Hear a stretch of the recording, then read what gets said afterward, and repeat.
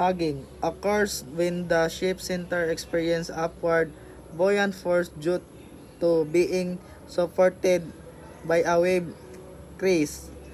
while the bow and stern are subjected to downward force from the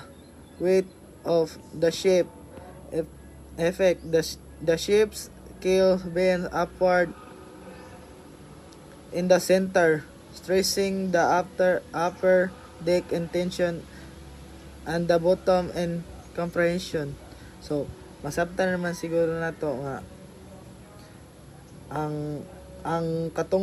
tunga sa barko silbing na tunga. So, mo na barko, example, naana bitaw ang front ni nya ang back ni silbing naana bitaw na tunga, then matunga ni kay tungod sa supportive sa wave crease,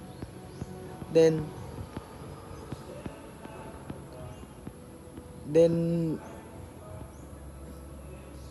mao nang mubaw pata sa tunga ang ibabaw nga deck mat tension mura giunat bitaw og ang ubos nga bahin sa hull. Sagging happens when the bow and stern are supported by wave crease, while the center of the ship is in a wave through, causing downward force in the center ship. Force in the center. Affect the ship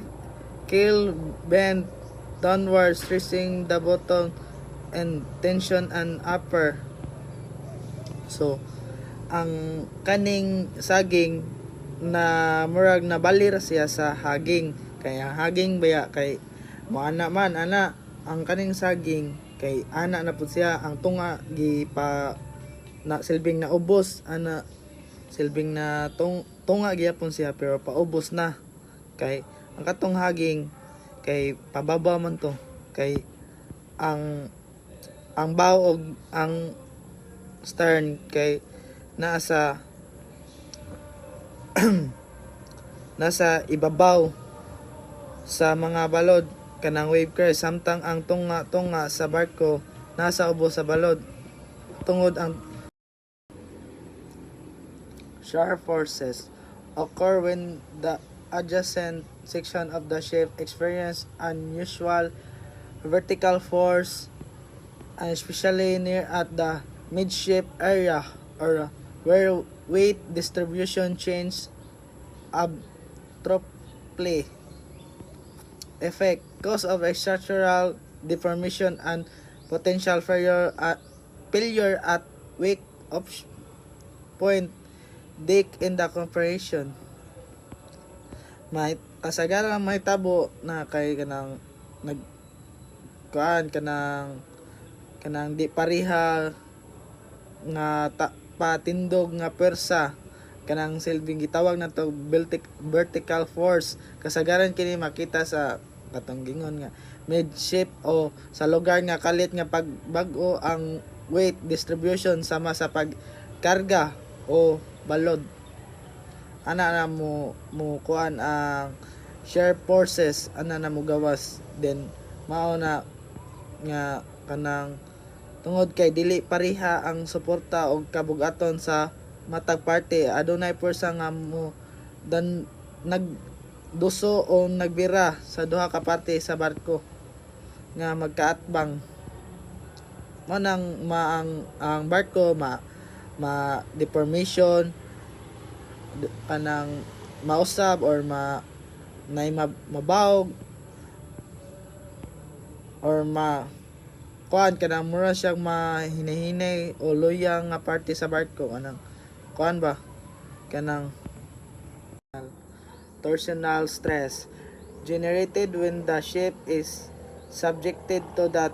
twisting port often due to the maneuvering wave action on the port and starboard side. Effect leads to twisting of the hull, particular in ship with wide decks like container ship. So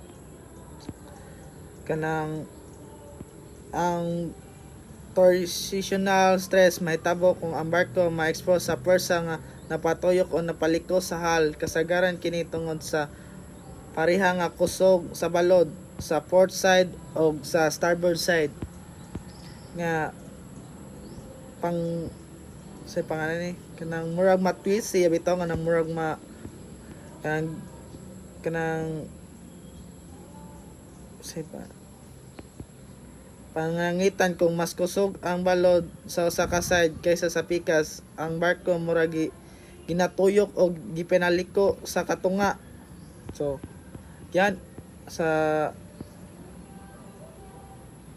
ang stress niya sa pwersa nga napaliko o napatuyok sa lawas sa barko kanang murag mo bend bitaw siya maana kay dili man pareha og pwersa kanang punting alternating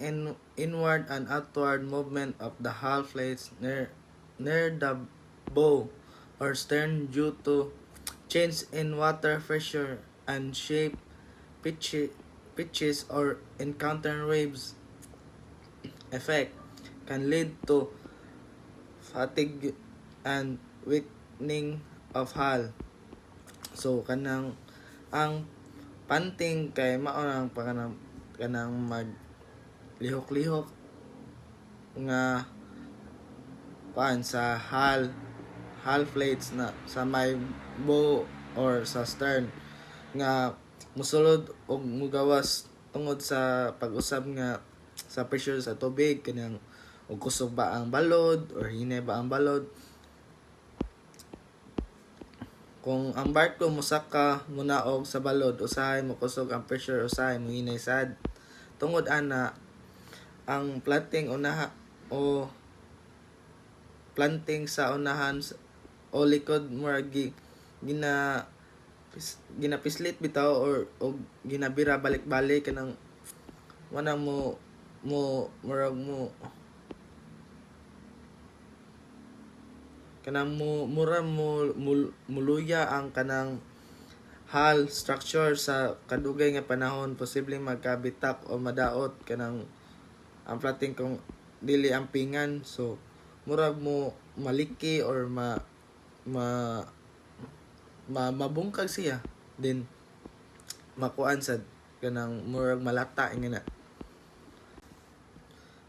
Pounding the repetitive